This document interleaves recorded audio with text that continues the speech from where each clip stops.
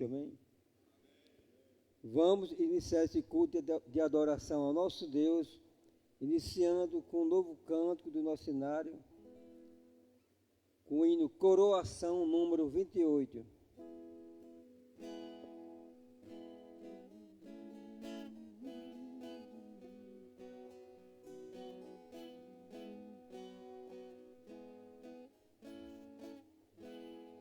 Tuas obras te coroam como a luz de esplendor, astros, anjos, céus entoam, hino eterno a ti, Senhor.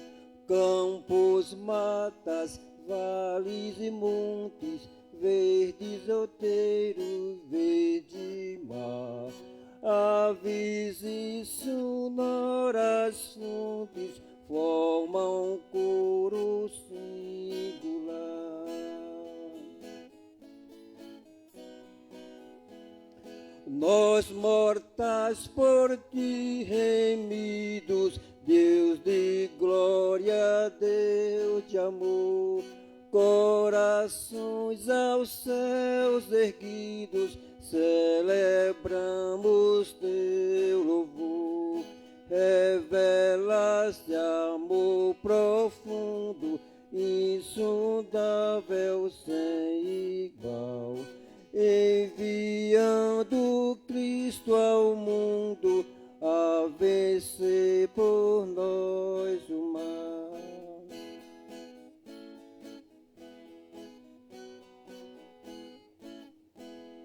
Fontes de alegria e vida, és do bem o inspirador. Tua graça nos convida a viver em mútuo amor. Quais alegres peregrinos, sempre em marcha triunfal, cantaremos gratos hinos na jornada até final.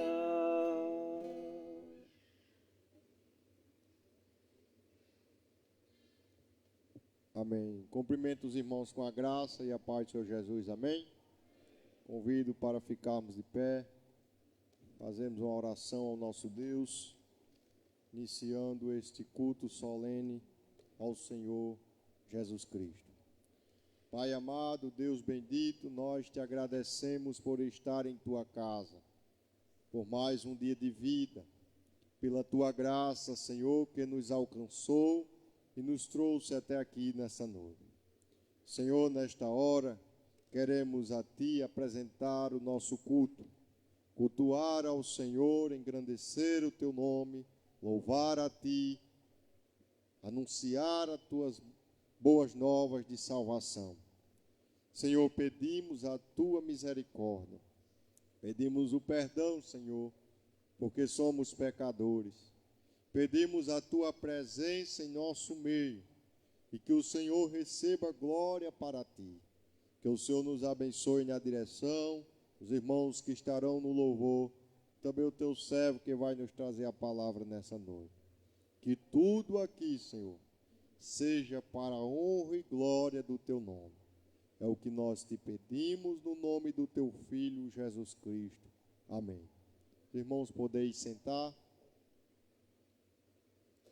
Faremos nesse instante um momento de contrição, a partir da leitura do Salmo 32.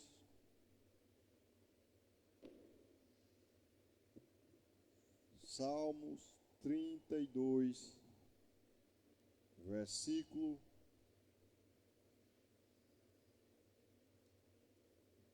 do 3 ao 5. Salmo 32, do verso 3 ao 5.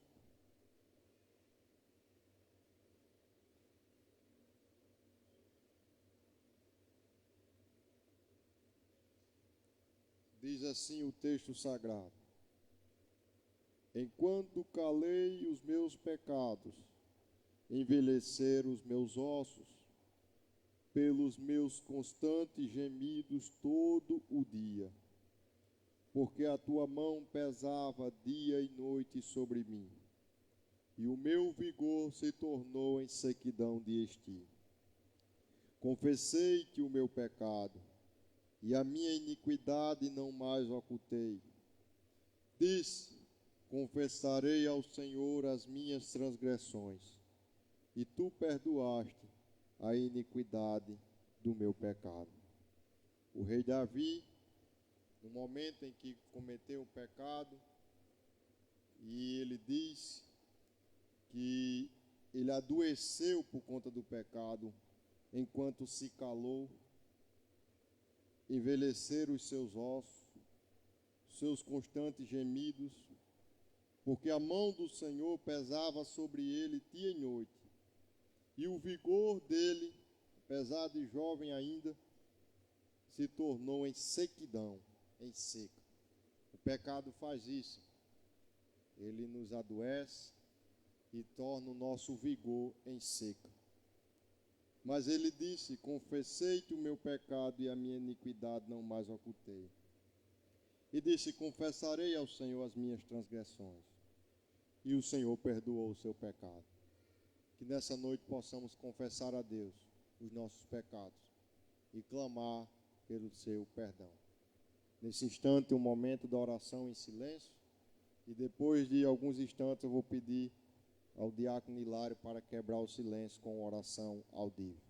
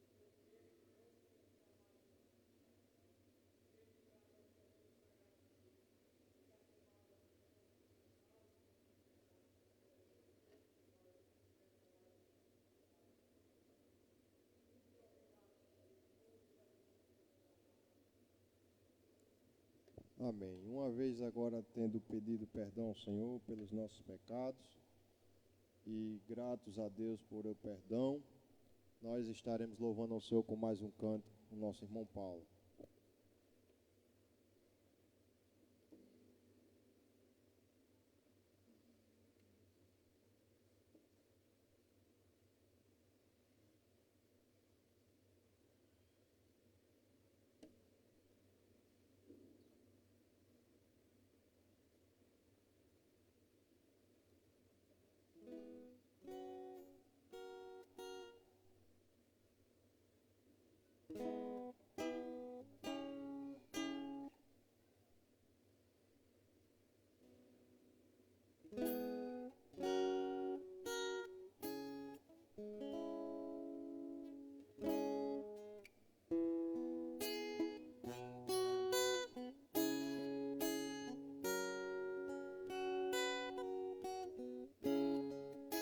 Sei que teus olhos, sempre atentos, permanecem em mim,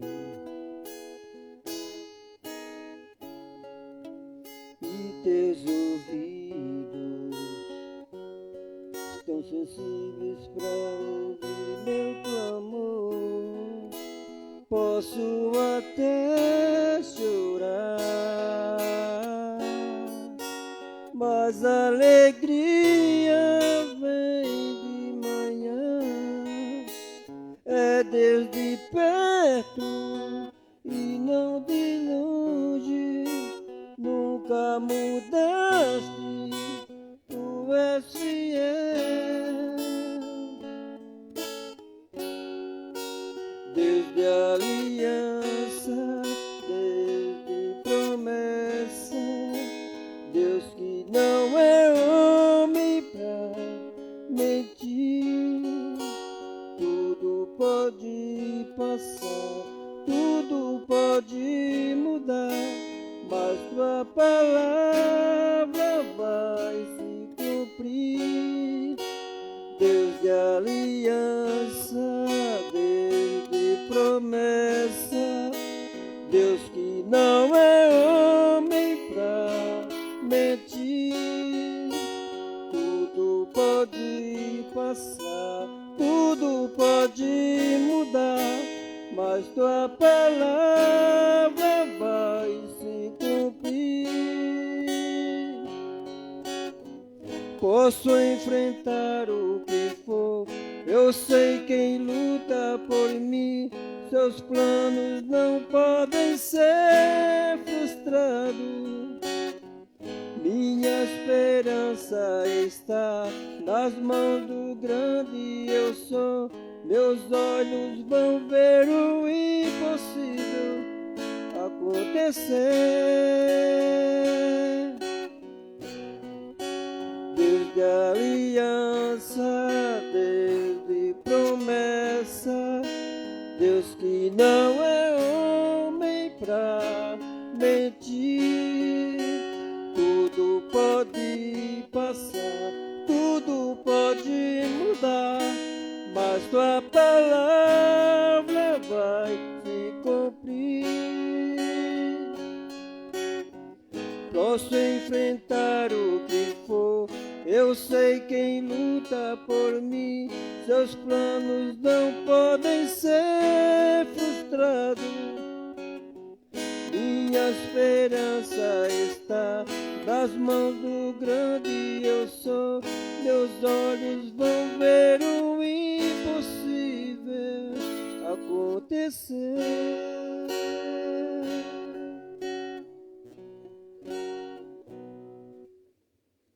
Glória a Deus, louvado seja o nome do Senhor.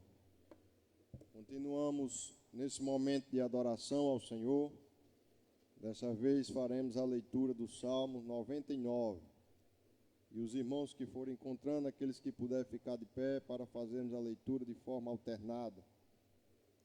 O Salmo 99. Esse Deus que é maravilhoso, esse Deus que é grande, esse Deus que é santo, que cumpre as suas promessas, porque Ele é fiel. Diz assim o Salmo 99. Reina o Senhor, tremam os povos. Ele está entronizado acima dos querubins. Abale-se a terra.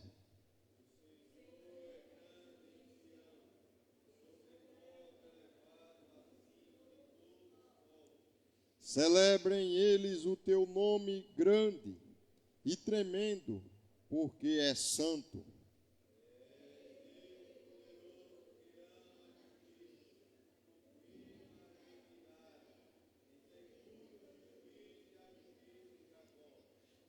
Exaltai ao Senhor nosso Deus e prostrai-vos ante o escabelo de seus pés, porque Ele é santo.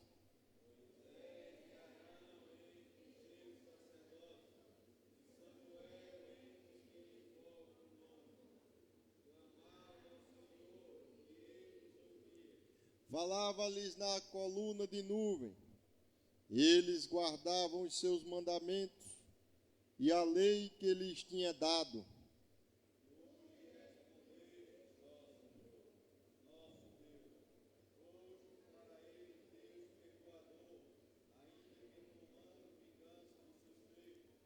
Exaltai todos, exaltai ao Senhor nosso Deus, e prostrai-vos ante o seu santo monte, porque santo é o Senhor nosso Deus.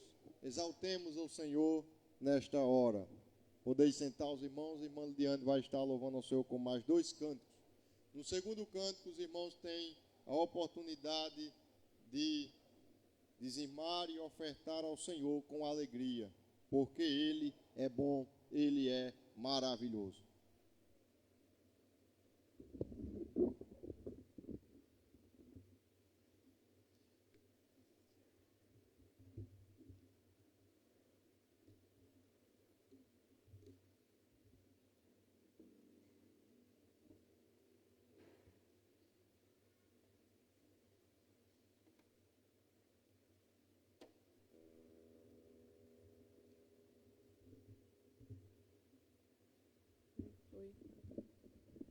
Saúdo a todos com a graça e a paz do Senhor Jesus. Amém.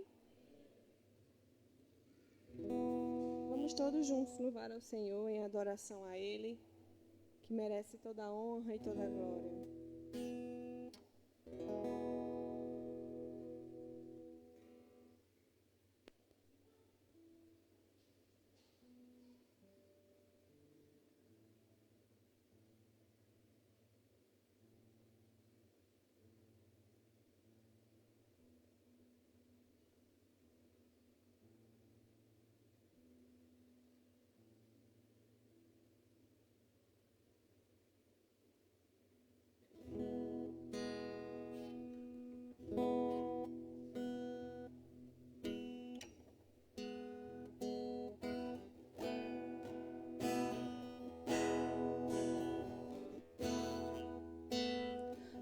Rei dos reis, consagro tudo o que sou, de gratos louvores transborda o meu coração. A minha vida eu entrego nas tuas mãos, meu Senhor, pra te exaltar com todo meu amor. Eu te louvarei conforme a tua justiça e cantarei louvores, pois tu és altíssimo. Celebrarei a ti, ó Deus, com meu viver. Cantarei, contarei as tuas obras, pois por tuas mãos foram criados terra, céu e mar e todo ser que nele há. Toda a terra celebra a ti com cântico de júbilo, pois tu és o Deus Criador. Toda a terra celebra a ti com cântico de júbilo, pois tu és o Deus Criador. Celebrarei, celebrarei meu viver. Cantarei, contarei as tuas obras, pois por terra, céu e mar e todo ser que nele há. Toda com cântico de júbilo, pois tu és o Deus Criador.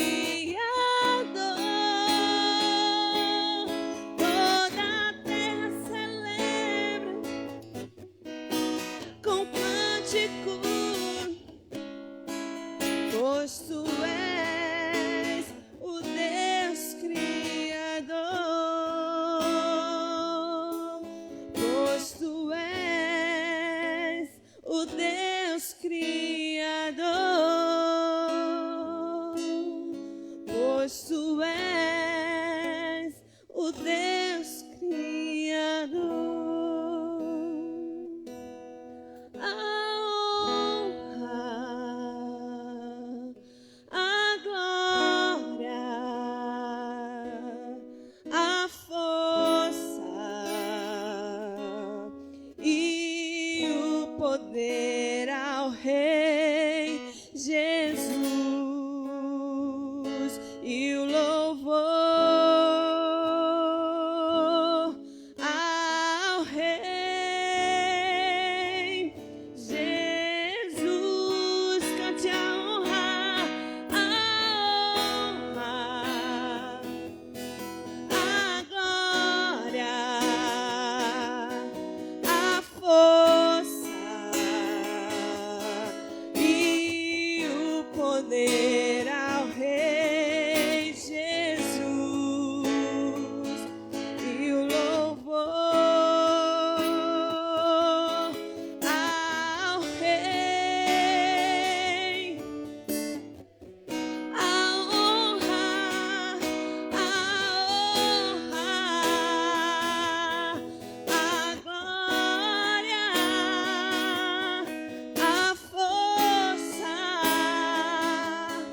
e o poder ao Rei Jesus e o louvor ao Rei Jesus. A honra, a glória, a força e o poder Jesus e o ao Rei Jesus.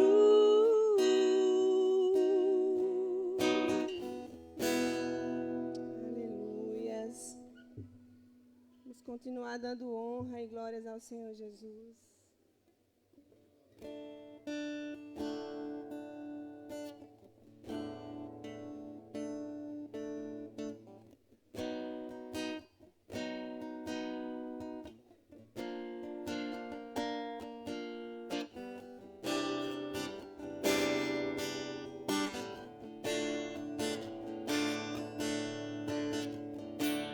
Porque dele, por ele, para ele são todas as coisas. Porque dele, por ele, para ele são todas as coisas. Porque dele, por ele, para ele,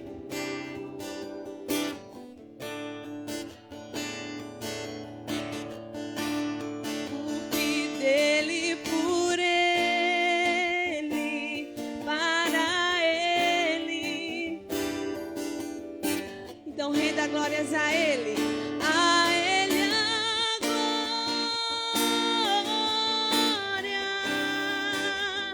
a ele a glória,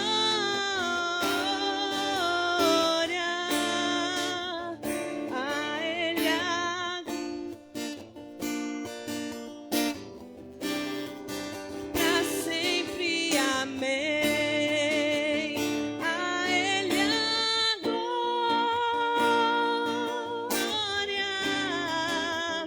a ele a glória,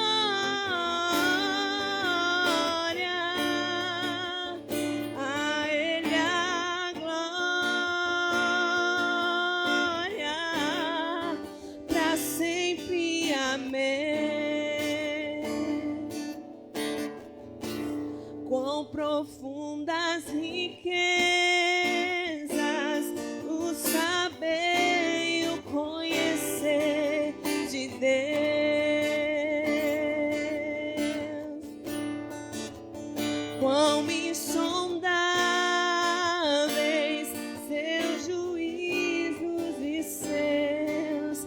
caminhos, quão profundas riquezas, o saber e o conhecer de Deus, quão insondáveis seus juízos e seus caminhos. A Ele adore ao Senhor Jesus. A Ele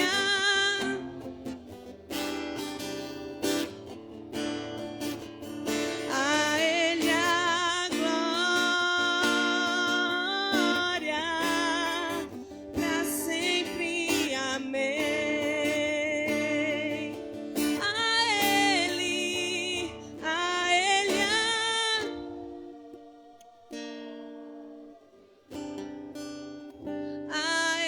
a glória,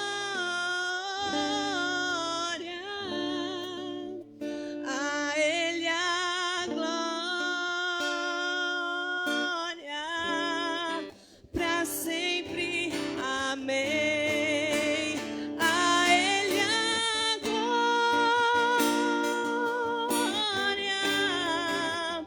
a Ele a glória,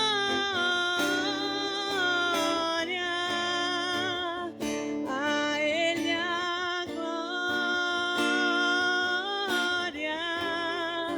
para sempre. Amém.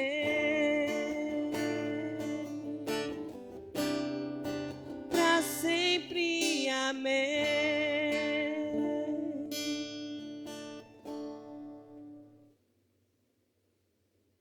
Amém. Glória ao Senhor. Convidamos as crianças e as professoras até aqui à frente.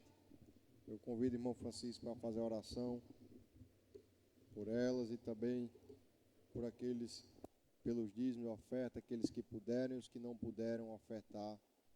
Deus continue abençoando o seu povo.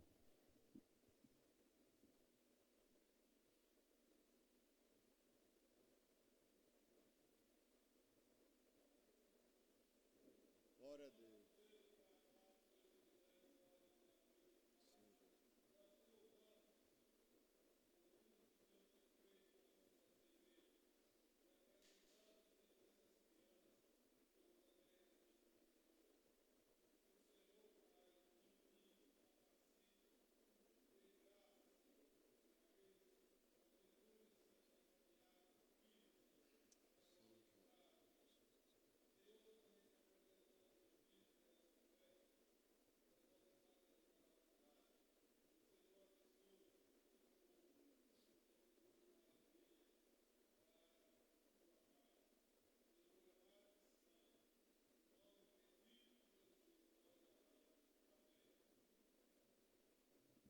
Amém. Queremos nesse instante receber aqueles que nos visitam e toda a igreja diz: sejam bem-vindos em nome do Senhor Jesus. Volte sempre. Traga mais 20, 50, 100, 200. Quanto mais vier para adorar o Senhor, é melhor. Aqui é a casa de Papai do Céu e é o local que nós nos encontramos, nos reunimos para cultuar a Deus. Quarta-feira, às 7 horas da noite, culto de oração e ensino. Nós estamos aprendendo mais do Senhor. Quarta foi uma benção, quarta que vem também será em nome de Jesus. Também a aula dos jovens e adolescentes. Também o Senhor tem nos ensinado grandemente da sua palavra ali, juntamente com os jovens e adolescentes da casa do Senhor. Peço que os irmãos continuem orando por esse trabalho, para que Deus continue abençoando a cada dia eles, os jovens e adolescentes e os envolvidos nesta obra que é do Senhor. Domingo, às 6 horas da noite, culto solene, culto de adoração a Deus. Amém? Vamos ouvir a palavra do Senhor com o nosso irmão seminarista Davi, que está conosco hoje à noite.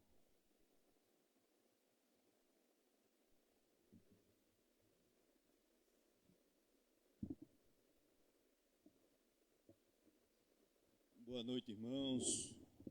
Saúdo a todos com a graça e a paz de nosso Senhor e Salvador Jesus Cristo. Motivo de alegria estar aqui de volta, juntamente com os irmãos.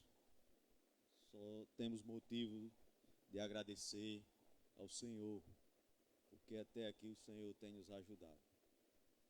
Desde já rogo as orações desta amada igreja, em favor da minha família, assim como do Seminário Teológico do Nordeste e aquela casa de profetas.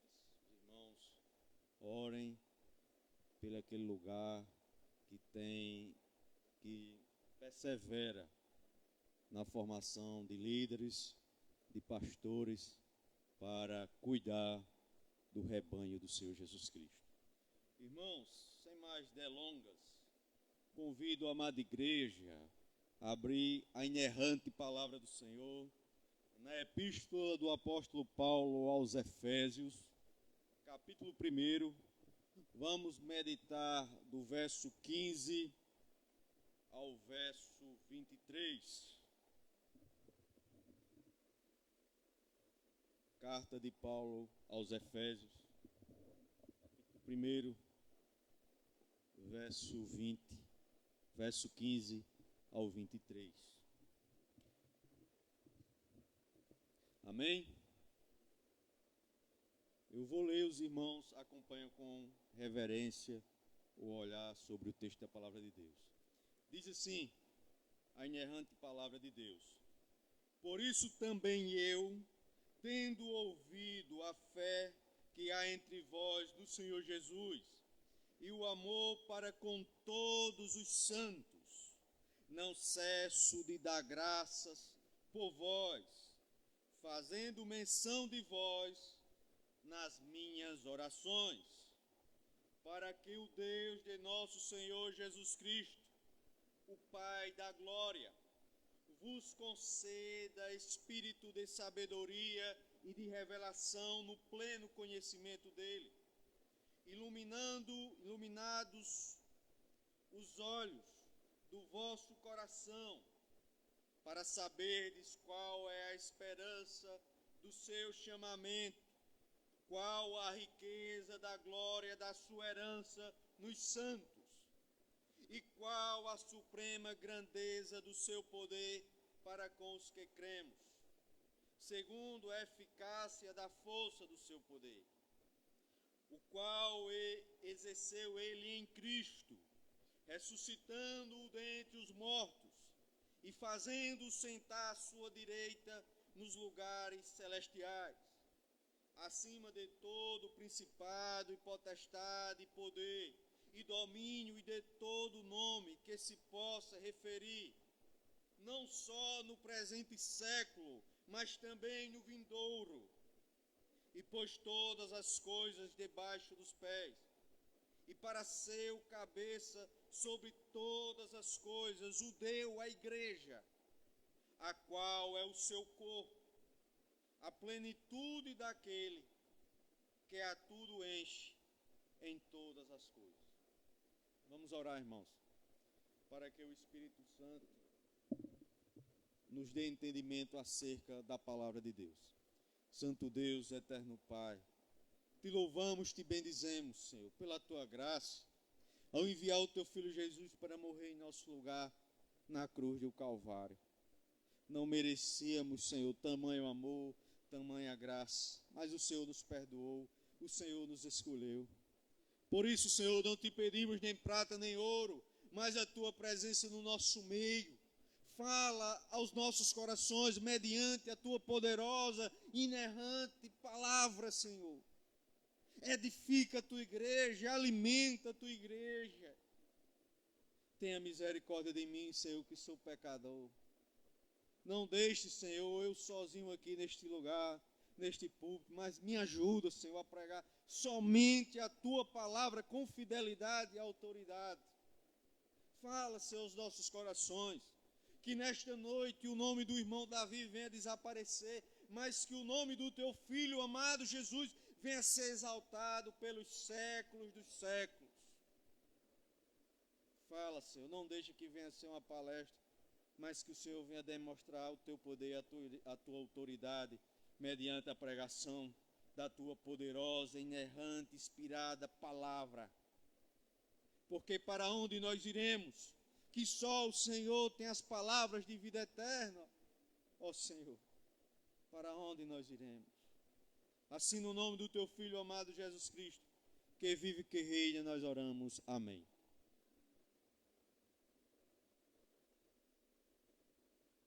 Irmãos, o título desse breve sermão é o seguinte: a igreja deve orar por sua maturidade espiritual, com gratidão por sua salvação. A igreja deve orar por sua maturidade espiritual, com gratidão por sua salvação. Depois, irmãos, que o apóstolo exalta as riquezas da salvação em Jesus Cristo, do verso 1 ao verso 14 do capítulo 1, o apóstolo Paulo agora volta a sua atenção para a vida da igreja em Éfeso. Ao ouvir sobre a fé que os efésios tinham em Cristo e o amor para com os santos, Paulo agradece a Deus, Paulo louva a Deus pela obra da graça na vida dos efésios. E depois que ele agradece, ele ora ao Senhor Jesus para que aquela igreja cresça no conhecimento e na maturidade espiritual. E o que nos chama a atenção para essa porção, irmãos, é algo interessante. Que quando o apóstolo escreve essa carta, ele estava preso em Roma por conta do Evangelho. Essa informação os irmãos vão encontrar no capítulo 3 e no capítulo 4. Capítulo 3, verso 1, e no capítulo 4, verso 1. Paulo, por conta do Evangelho, estava preso. E do cárcere ele escreve. E o que nos chama a atenção, irmãos, um homem preso, ele ainda continua alegre e ele agradece a Deus pela obra da graça na vida daquela igreja. E ele não só agradece, mas ele ora. Um homem que estava preso, que estava sofrendo. É algo interessante. E o apóstolo preso, ele destaca as evidências da salvação em Cristo.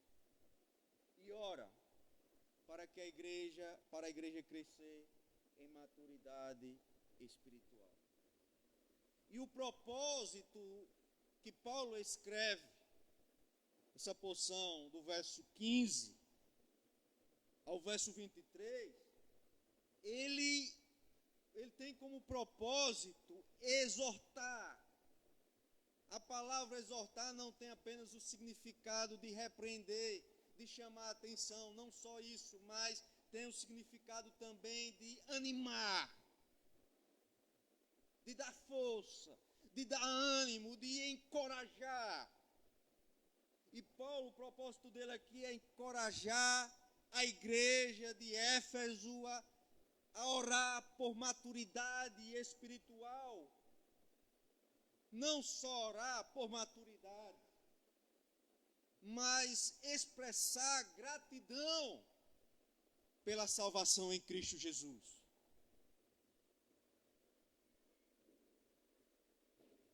Irmãos, vamos expor esse texto em 2 pontos.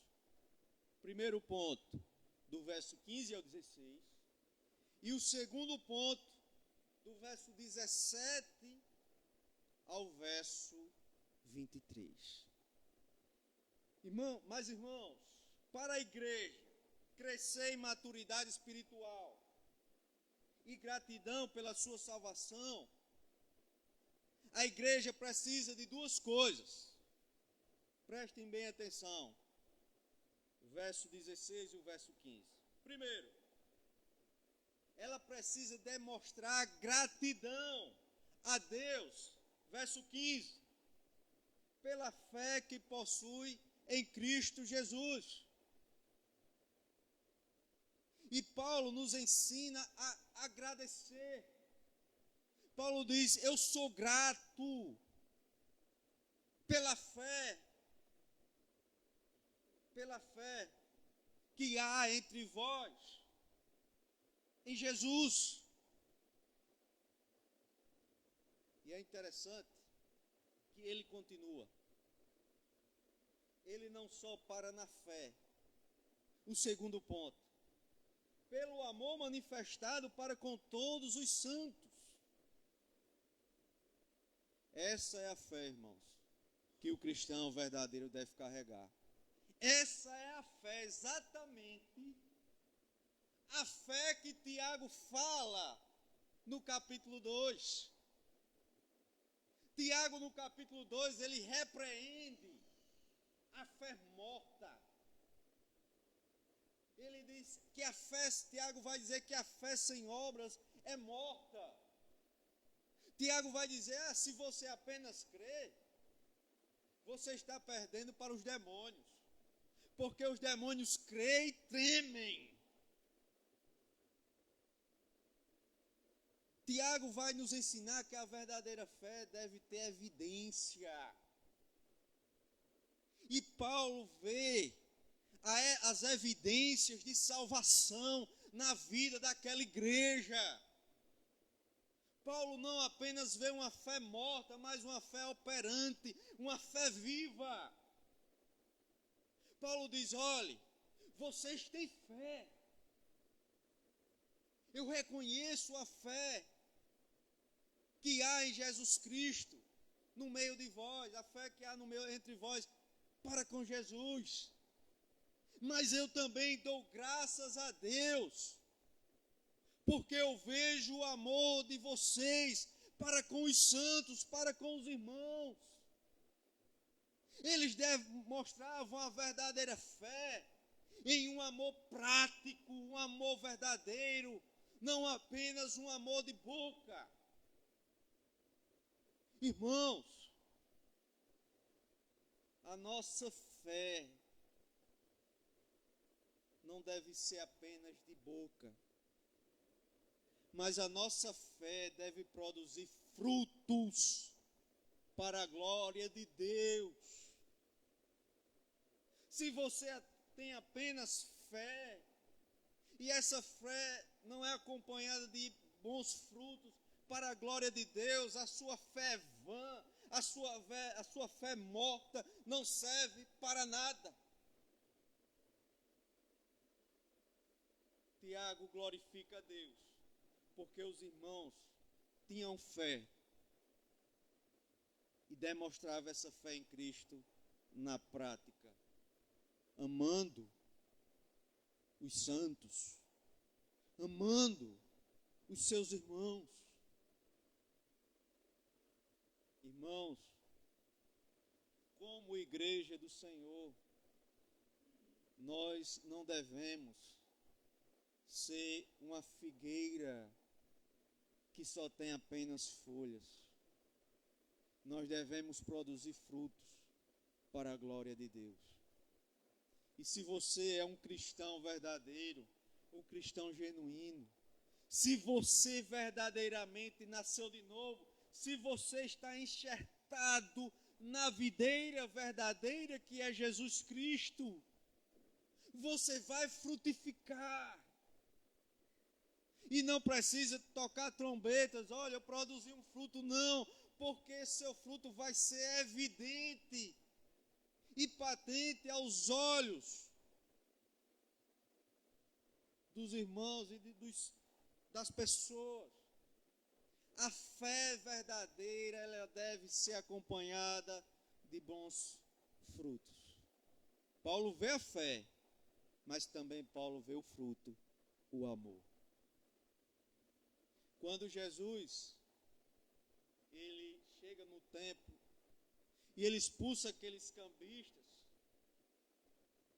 e ele clama que aquela casa deveria ser casa de oração e tinha se tornado um covil de salteadores, porque o templo de Jerusalém não estava cumprindo o seu propósito.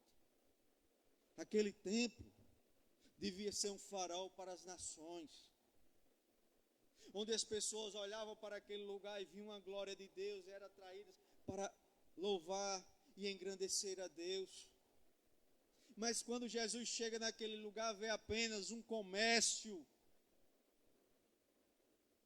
E Jesus vai dizer mais na frente: vocês me honram com os lábios, mas o coração está distante de mim.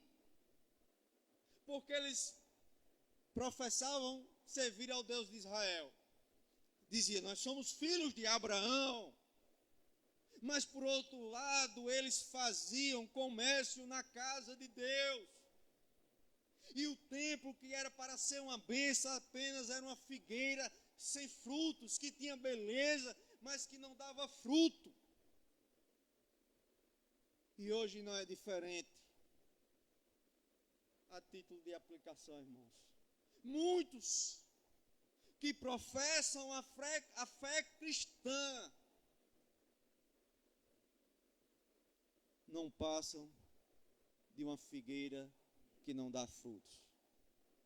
Estilo de crente, linguajar de crente, mas a vida é de descrente. Procuramos fruto, mas encontramos apenas folha. Então, irmãos, Paulo nos ensina que a fé, não apenas a fé deve ser acompanhada de bons frutos. Porque uma fé de boca é uma fé morta que não serve para nada. E o primeiro ponto, Paulo nos ensina a sermos gratos a Deus pela fé e pelo amor. Segundo ponto, irmãos. Paulo agradece. Paulo nos ensina que nós devemos ter fé, e essa fé deve ser acompanhada com os bons frutos. Mas ele não para por aí. Depois que ele agradece, que ele louva, ele ora a Deus. Irmãos, a igreja deve orar continuamente por maturidade espiritual. Volte seus olhos para o verso 17 ao 23. Vou ler novamente. Começar do 16. Não cesso de dar graça por vós, fazendo menção de vós nas minhas orações. Olha aqui. Para que, guarde esse para aqui, para que o Deus de nosso Senhor Jesus Cristo, o Pai da glória, vos conceda espírito de sabedoria e de revelação no pleno conhecimento dele, iluminando os olhos do vosso coração para saber qual é a esperança do seu chamamento, qual a riqueza da glória da sua herança nos santos, e qual a suprema grandeza do seu poder para com os que cremos, segundo a eficácia da força do seu poder, o qual exerceu ele em Cristo, ressuscitando dentre os mortos, fazendo sentar à sua destra, à sua direita ou destra, nos lugares celestiais, acima de todo o principado e potestade, poder e domínio, de todo nome que se possa referir, não só no presente século, mas também no vindouro.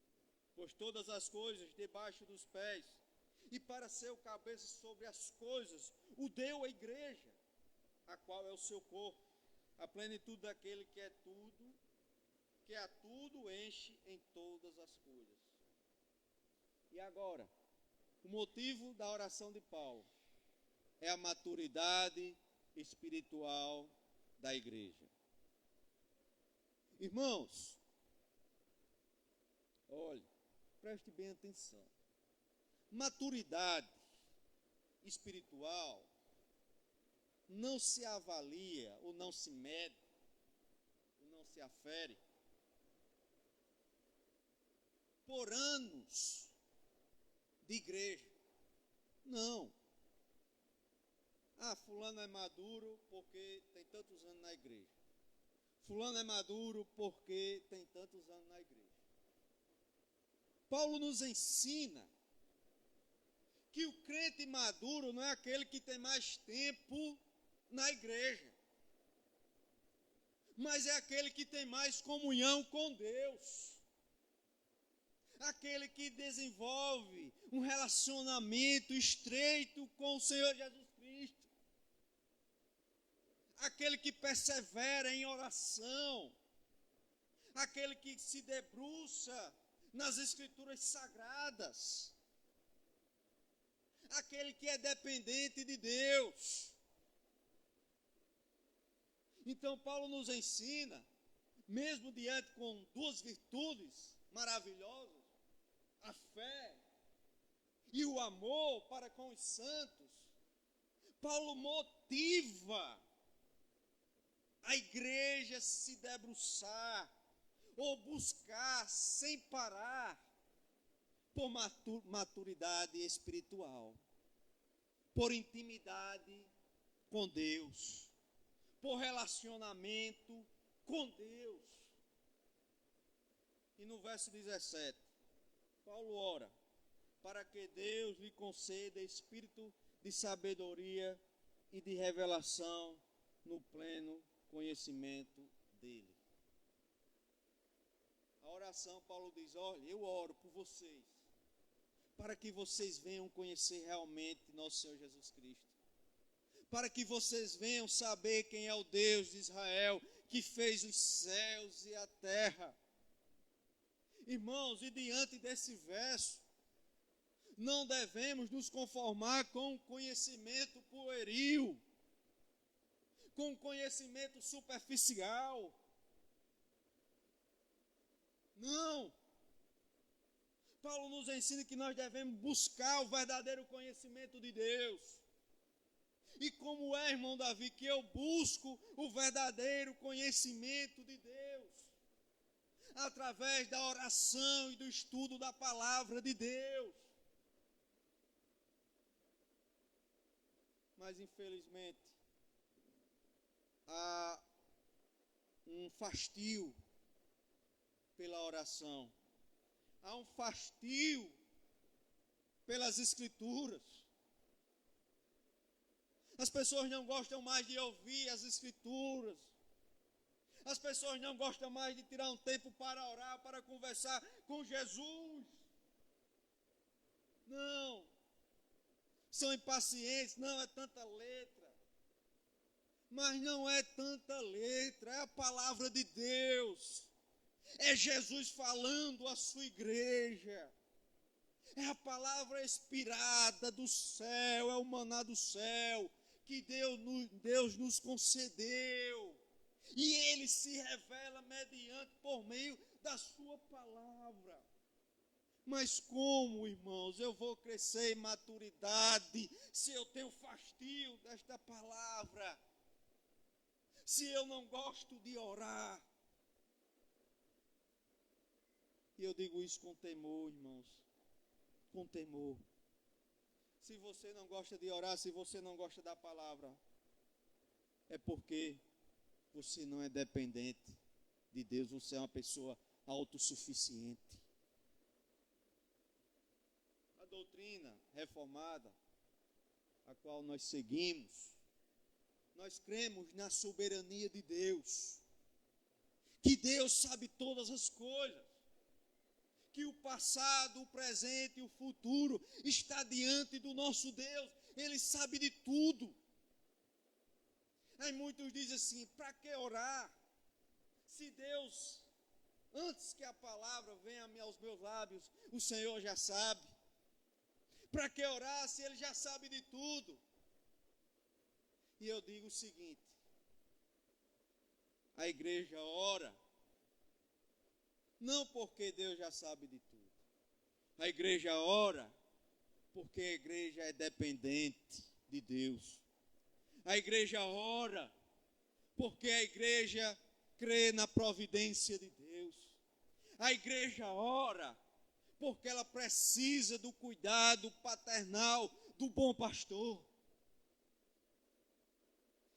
Mas se você não ora, se você não gosta da palavra, pode até seguir na membresia da igreja, mas vai continuar sendo um crente imaturo, um crente superficial. E Paulo diz: olhe, eu oro para que vocês tenham conhecimento do Pai. Eu oro para que vocês venham conhecer o Deus de Israel. Segundo o verso 18, Paulo ora para que os crentes de Éfeso venham compreender qual é a esperança do seu chamamento e quais são as riquezas da glória da sua herança nos santos. Olhe que bênção! Olhe que fantástico, irmãos! Olhe a graça de Deus. Outrora ele vai falar, no capítulo 2 da mesma epístola, que outrora nós éramos o quê? Filhos da ira.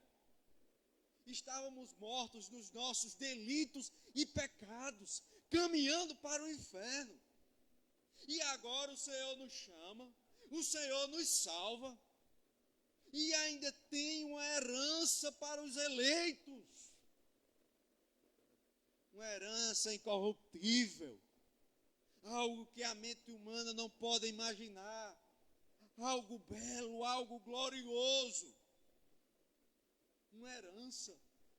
Outrora filhos da ira, escravos do pecado, e hoje escolhidos, chamados, enxertados em Jesus,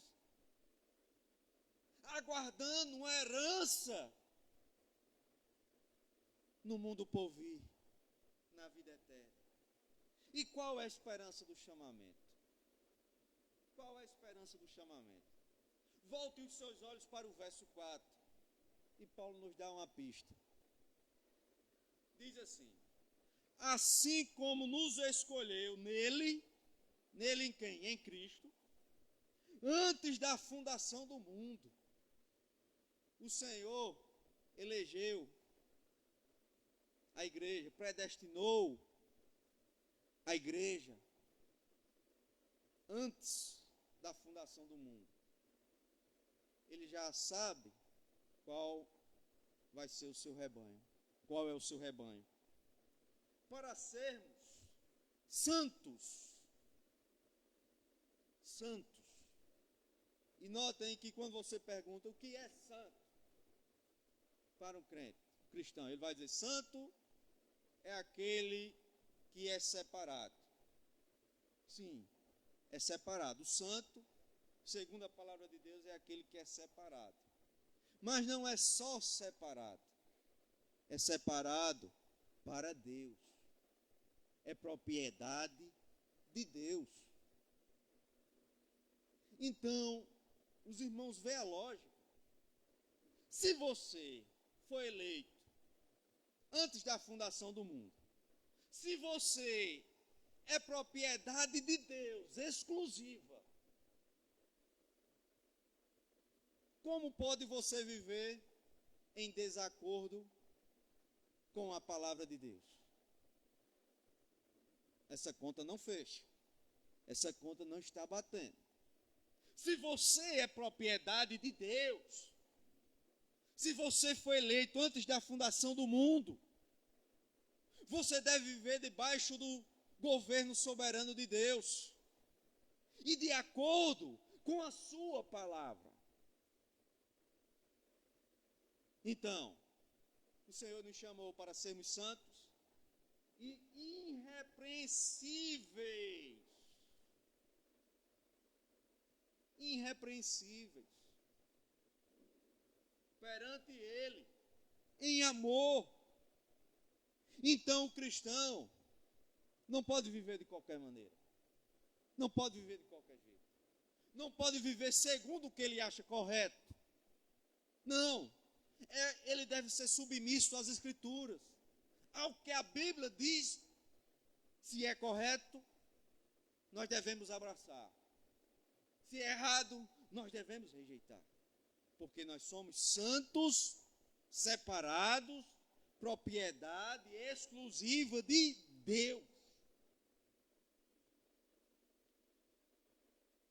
Então, irmãos, é maravilhoso. No verso 18, Paulo ora para que os cristãos, eles venham olhar para a esperança que aguarda a igreja. Paulo diz, olha, tudo aqui, meus irmãos, é passageiro. Tudo aqui é perecível, vai acabar. O dinheiro acaba, a saúde acaba, a juventude, a fama, tudo vai passar. O sofrimento, até o sofrimento vai passar. Mas ele diz, mas há algo mais excelente. Há uma herança aguardando a igreja, os eleitos.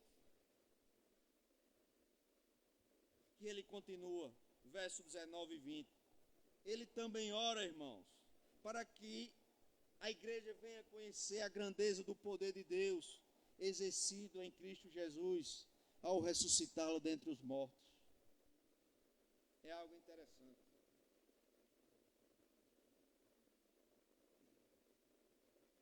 Na teologia bíblica, irmãos, tem uma teologia sistemática e tem a teologia bíblica.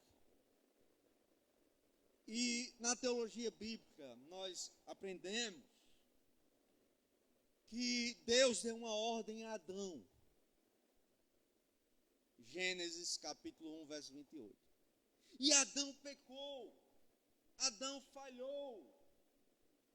Adão ali era o nosso representante federal. A culpa não foi de Eva. Se Eva tem pecado e Adão não, o pecado não tinha entrado na humanidade. Porque Deus falou para Adão e não para Eva. Adão apenas comunicou a Eva, olha, Deus disse assim e assim. E Deus dá uma ordem. Adão falha. Essa ordem passa para Noé. Noé também falha. Essa ordem passa para Abraão. Abraão falha. Essa ordem de Gênesis 1, 28 passa para Isaac. Isaac falha. Essa ordem passa para Jacó. Jacó falha. Passa para os filhos de Jacó, também eles falham. Passa para Israel, que é o Adão coletivo.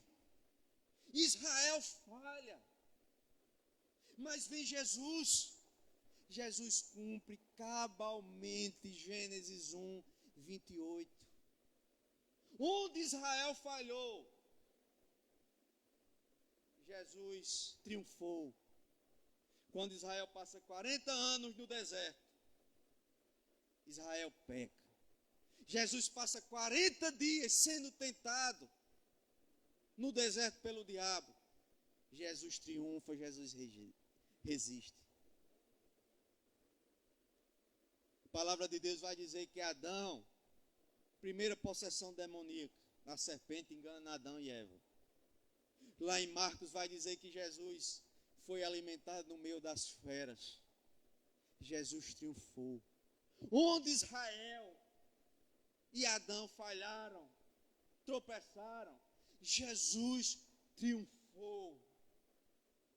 Então Paulo ora para que a igreja venha reconhecer a grandeza da morte e ressurreição de Cristo Jesus. Irmãos, e no verso, já caminhando para o fim, Paulo continua no verso 21 a 22. Paulo diz que Jesus, ao ressuscitar, ele está acima de todo poder, potestade e domínio. E ele é o cabeça da igreja. Entenda, irmãos. Jesus é o governador do universo. Todas as coisas estão debaixo do seu soberano governo. Por isso devemos confiar. Mas há algo interessante. Por conta da maturidade, da falta de maturidade, quando o aperto chega na vida do cristão, por falta de maturidade, eles viram as costas para Jesus. Mas o cristão maduro, aquele que tem um relacionamento estreito com Jesus, na hora do aperto, ele não vira as costas. Ele se prostra diante do senhorio do seu Senhor e confia no governo soberano de Cristo.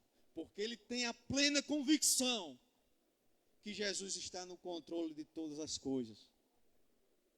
Porque quando Jesus ressuscitou, morreu na cruz e ressuscitou, ele não apenas pisou na cabeça da serpente, mas ele colocou debaixo dos seus pés todo o poder, toda a potestade, todo o domínio.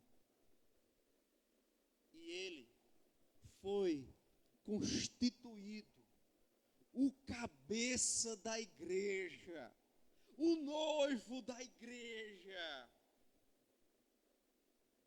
Irmãos, e para finalizar no verso 23, Paulo ora para que os irmãos venham experimentar a plenitude daquele que tudo enche em todas as coisas. O que é que Paulo está dizendo? Olhe, no verso 23, Jesus Cristo é a vida, Ele é quem nos sustenta, Ele é quem nos dá direção, Ele é quem nos conduz em uma caminhada, na nossa caminhada espiritual. Por isso devemos confiar no seu governo. Então Paulo ora para que aqueles irmãos venham conhecer a Jesus Cristo. Não apenas de palavras, mas venham conhecer Jesus de verdade. Venham ter intimidade com Jesus. Paulo ora para que aqueles irmãos, a orar, eles venham ter certeza do cuidado paternal e do governo soberano de Cristo sobre as suas vidas. Paulo ora para que aqueles irmãos venham ter maturidade, para que no dia da prisão, da doença, do luto, eles não venham fugir, eles não venham dar as costas para Jesus, mas eles venham se prostrar diante do governo e do senhorio de Cristo. E para finalizar, eu quero trazer apenas 5 aplicações para a minha e para a sua vida. Primeira aplicação, irmãos.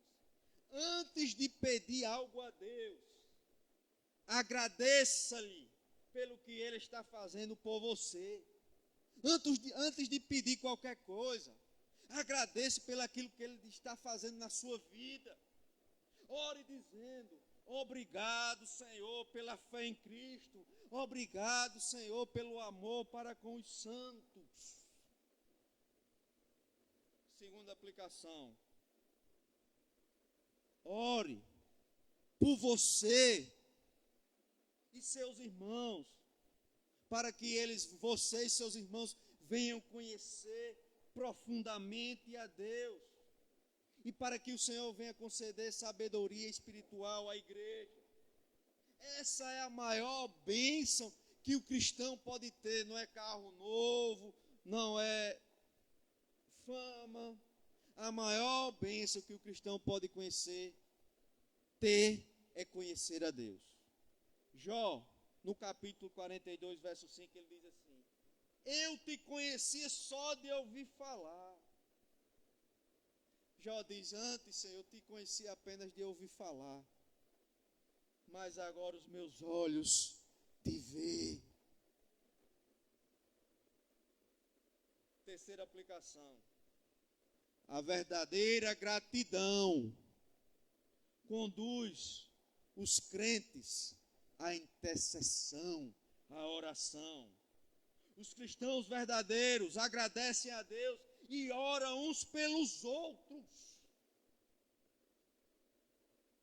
Irmãos, você não deve orar apenas por você, mas você deve orar pela igreja, um pelos outros. Olhe, a igreja é o corpo de Cristo. Você tem o seu corpo, se a sua unha está encravada, todo o resto do corpo sente. Você fica com dor de cabeça, você fica estressado, a unha fica inflamada. Se o seu irmão está doente espiritualmente, se seu irmão está triste, você deve se preocupar por ele, você deve orar por ele. Se seu irmão está alegre, você deve dar graças a Deus pela alegria do seu irmão. Nós somos igreja, a noiva, o corpo. Devemos todos estar no mesmo espírito. Devemos amar uns aos outros e orar uns pelos outros. Mesmo diante das falhas e dificuldades, o cristão deve agradecer a Deus pela fé, o amor e o crescimento espiritual dos seus irmãos. Não queira deixar ninguém para trás, mas ore pelo seu irmão. Carregue as cargas uns dos outros, porque Cristo na cruz carregou todos os nossos pecados. Todos os nossos pecados. Quarto lugar, a maturidade espiritual não consiste em apenas adquirir informações acerca da palavra de Deus. Entenda, a maturidade não consiste em apenas em receber ou adquirir informações acerca da Bíblia, não, mas em conhecer ao Deus revelado nas Escrituras. Devemos então buscar o equilíbrio entre o conhecimento e a piedade. Leitura e oração. É como um avião. Um avião não voa só com a asa. Irmão Davi, quem é mais importante? A oração ou a Bíblia? Ou a pregação? Os dois são gêmeos. Irmãos siameses, não pode apartar. É que nem a asa do avião. Tem que ser os dois. O equilíbrio espiritual. E em último lugar, Cristo é a cabeça da igreja. Por isso devemos nos submeter à sua palavra em todas as áreas da nossa vida.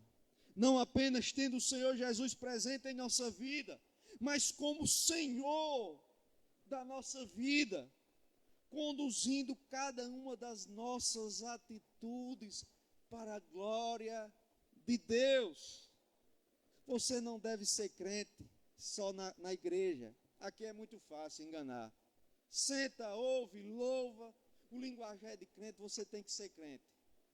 Na sua casa, onde ninguém está vendo, você tem que ser crente. No seu trabalho, na sua escola, na sua faculdade. E eu concluo. A igreja cresce em maturidade espiritual quando conhece a profundidade a Deus e compreende a grandeza da obra de Cristo. Por isso, a gratidão pela salvação deve levar a igreja a perseverar em oração, buscando continuamente maturidade espiritual. Seja uma criança em sinceridade, mas seja um adulto em maturidade espiritual. Em sinceridade, seja como uma criança. Seja como uma criança. Mas em maturidade, seja como um adulto que já come ou se alimenta de um alimento mais sólido, mais forte. Que Jesus nos dê graça. Que Jesus Cristo nos ajude a nós, cada um de nós, como igreja, buscarmos por maturidade espiritual. E não apenas uma fé superficial, mas uma fé que frutifique, que seja acompanhada de bons frutos. Que Jesus abençoe. Convido a amada igreja a ficarmos de pé. Vamos orar encerrando este culto para a glória de Deus. Santo Deus, eterno Pai, te louvamos pela tua graça, o teu cuidado. Senhor, abençoa a tua igreja. Nos ajuda, Senhor, a termos fé, uma fé verdadeira. Nos ajuda, Senhor, a amarmos uns aos outros, como o Senhor nos amou na cruz do Calvário. Ó Senhor, nos ajuda a buscar por maturidade espiritual. Não deixe, Senhor, a gente te conhecer só por ouvir falar. Não, Senhor. Mas que nós venhamos conhecer o Senhor com profundidade. Que nós venhamos conhecer o Deus da Bíblia. O Deus gracioso, compassivo e longânimo. Abençoa esta congregação, Senhor. Despede o teu povo em paz. Nos dá uma semana abençoada. Repreenda todo o ataque do diabo contra o teu povo. E na mediação do teu Filho Jesus Cristo, nós oramos. Amém. Que Jesus abençoe e salve cada um dos seus irmãos com a paz do Senhor.